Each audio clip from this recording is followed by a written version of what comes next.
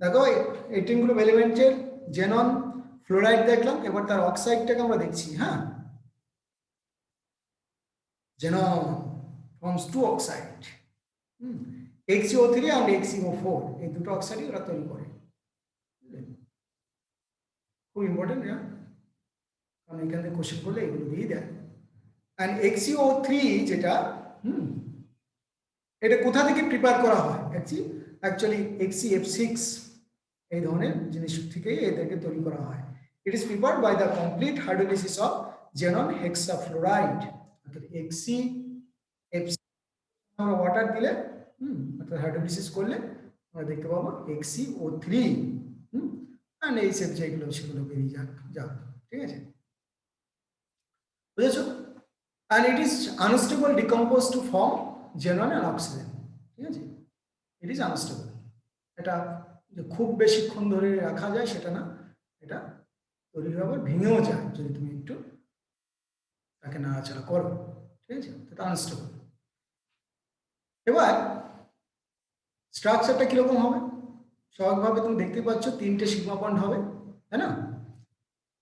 অর্থাৎ তিনটে sigma bond হবে, আর লোন পেয়ার তো তোমার আছে, কারণ 8টা ইলেকট্রন আছে জেননের, তার মধ্যে 3টে বন্ড করেছে, এই হ্যাঁ 3টে তোমার সিগমা বন্ড করেছে, আর 3টে পাই বন্ড করেছে, তাহলে 6টা ইলেকট্রন ইউজ হলে একটা লোন পেয়ার থাকবে। তাহলে এটা হাইব্রিডাইজেশন একটা S 3টা P, কারণ 3টে বন্ড আর একটা লোন পেয়ার, তাই না? আর due to the repulsion between lone pair and bond pair, এটা হচ্ছে পারফেক্ট যে স্ট্রাকচারটা, অর্থাৎ আমাদের যেটা হওয়ার কথা ছিল, যে পিরামিডাল হওয়ার কথা ছিল, ট্রায়াগোনাল পিরামিড যেটা হওয়ার কথা ছিল, সেটা দেখো 109 ডিগ্রি 28 মিনিট হওয়ার কথা ছিল টোটাল হাইব্রিডাইজেশন যখন দেখতাম আমরা।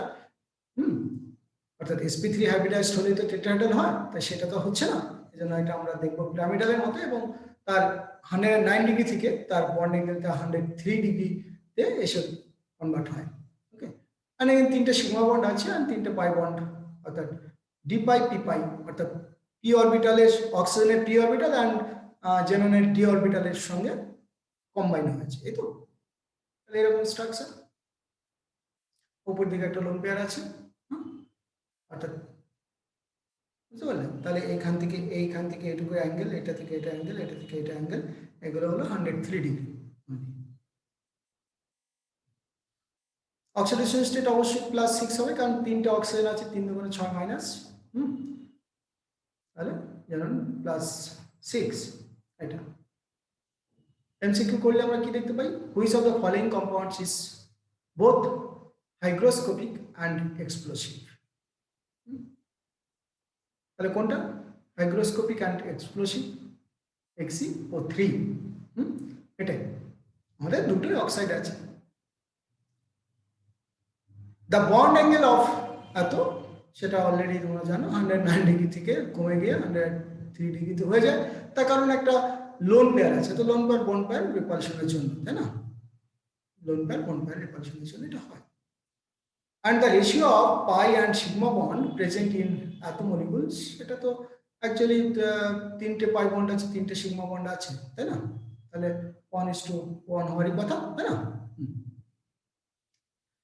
তাহলে কি পরে কোশ্চেন কি বলবো? the number of lone pairs and bond pairs present in atom, এটা একটাই তো লোন পেয়ার আছে, তাই না? বুঝতে পারলে? এটার মধ্যে তো একটাই লোন পেয়ার থাকে, এটা তোমরা জানো। আর বন্ড পেয়ার তো তোমার কটা আছে এদিকে? ইলেকট্রন 6টা ইলেকট্রন, আর পেয়ার হলো 3টে, তাই না? এটা তাহলে এখানে আমাদের বলেছে number of loan pairs and bond pairs present in এত।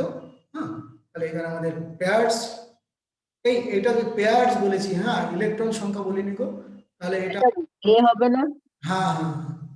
ভুল করেছি, এটা পেয়ার বলেছি, নাম্বার অফ ইলেকট্রন বলিনি। জেনন টেট্রা অক্সাইড মানে XeO4 যখন, তখন এর অক্সিডেশন স্টেট অবশ্যই কত হবে? +8 হতে পারে। and দেখো এখানে আমরা বলছি it is prepared by the reaction of concentrated sulfuric acid with barium pergenate। এরকম একটা বেরিয়াম পারজেনেট। কত ধরনের কম্পাউন্ড দেখতে পাবে বুঝলে। জেনন এতদিন ধরে জানতে যে নোবেল গ্যাস নোবেল গ্যাস, এখন দেখতে পাচ্ছ কত রিয়াকশন তার। বেরিয়াম সালফেট হলো আর xenon hexafluoride tetrafluoride sorry tetraoxide তৈরি হলো। ইট ইজ এক্সপ্লোসিভ অবশ্যই। It is unstable and decompose to xenon and oxygen তৈরি করে। স্ট্রাকচারটা আমরা অলরেডি এটাকে স্কোয়ার বলতে পারি। একদম এটা 4টে বন্ড হচ্ছে এখানে, মানে 4টে সিগমা বন্ড হচ্ছে। তাহলে আমরা এটাকে হাইব্রিডাইজেশন যদি করি তখন 4টে বন্ড করছে, মানে লোন পেয়ার নেই। তাহলে sp3 তার মানে টেট্রাহাইড্রাল, অ্যান্ড টেট্রাহাইড্রাল তো অবশ্যই। তাহলে সুন্দর স্ট্রাকচার এক্সি মাঝখানে, অ্যান্ড যে মিথিনের মতো কার্বনের জায়গায় এক্সি অ্যান্ড হাইড্রোজেনের জায়গায় জাস্ট অক্সিজেন ডাবল বন্ড করে থাকবে। ঠিক আছে, তাহলে স্ট্রাকচারটা আমরা কিরকম দেখবো, এরকম সুন্দর করে শিখলাম, তাই না। অ্যান্ড এটা এখানে কিন্তু পারফেক্ট তোমার বন্ড অ্যাঙ্গেল গুলো পারফেক্ট হবে, কারণ 109 ডিগ্রি হবে এখানে।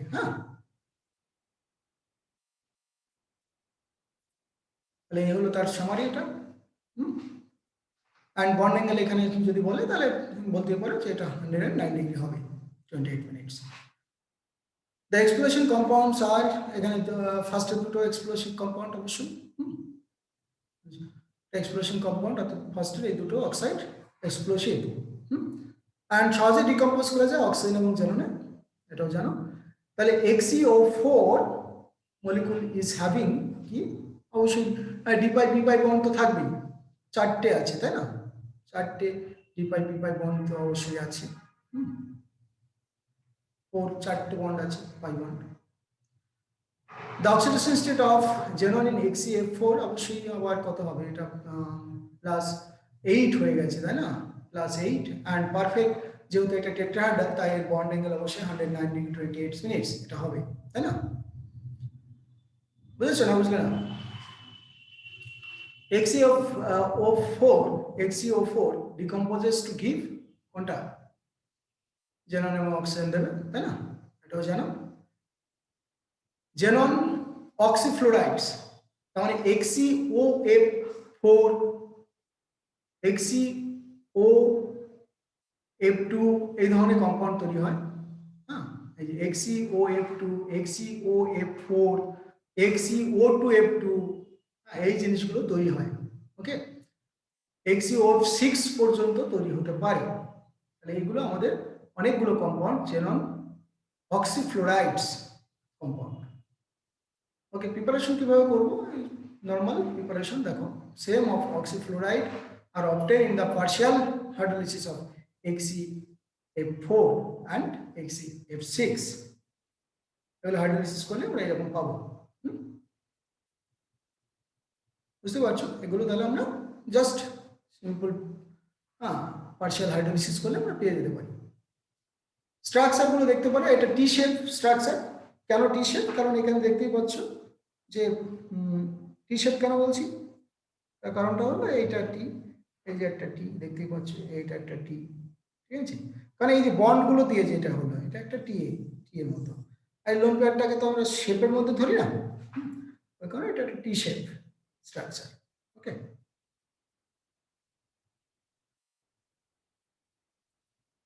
হলো বেশ। এবার দেখো এরকম সব দেখতে হয়, লোন পেয়ার এখানে থাকে, যদি অক্সিজেন উপরের দিকে থাকে ডাবল বন্ড করে, তাহলে এটা পিরামিড হলো। তাহলে স্কোয়ার অ্যাকচুয়ালি ছিল ডিস্টর্টেড স্কোয়ার বাই পিরামিড, মানে অক্টাহাইড্রাল, ডিস্টর্টেড অক্টাহাইড্রাল। সেখান থেকে আমরা স্কোয়ার পিরামিড শেপ বলতে পারি, শেপটা হবে স্কোয়ার পিরামিড। বুঝা গেছে, এই হলো তার স্ট্রাকচার।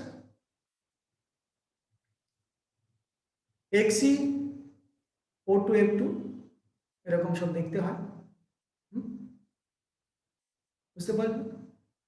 অ্যান্ড এটা শেপটা কিরকম, সি স বলি আমরা, সি স, এরকম সব স্ট্রাকচার নাম দেওয়া হয় এগুলো শেপে। সি স মানে একদিকে একটা লোন পেয়ার রয়েছে, চারটে বন্ড পেয়ার দেখো কিভাবে রয়েছে, ওইটাকে আমরা সি স বলি। জেনন ডাইঅক্সি ডাইফ্লোরাইড,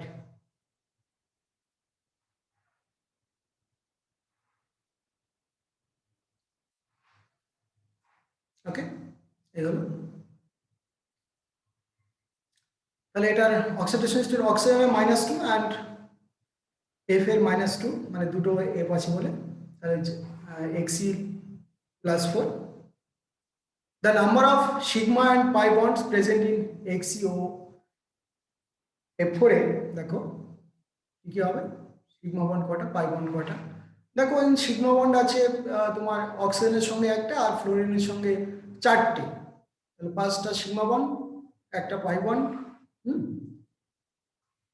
বুঝতে পারলে, অর্থাৎ 5টা সিগমা বন্ড একটা পাই বন্ড, এটা তাহলে অপশন কারেক্ট।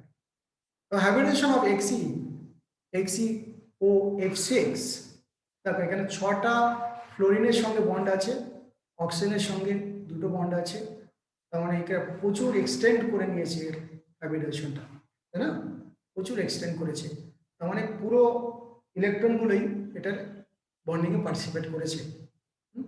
কয়টা বন্ড আছে, 8 বন্ড আছে এখানে, টোটাল 8 বন্ড আছে, মানে হ্যাঁ, অর্থাৎ sp3d3, টোটাল আমাদের এখানে 8 বন্ড আছে, হ্যাঁ, বন্ড 8 আছে, কারণ একটা সিগমা 7টা, সরি, একটা পাই 7টা সিগমা বন্ড আছে, অর্থাৎ 7টা সিগমা বন্ডের জন্য হাইব্রিডের সাথে সিগমা বন্ডকে কাউন্ট করব, তাহলে একটা এস, 3টে পি, 3টে ডি, ওকে, এই হলো হাইব্রিডাইজেশন।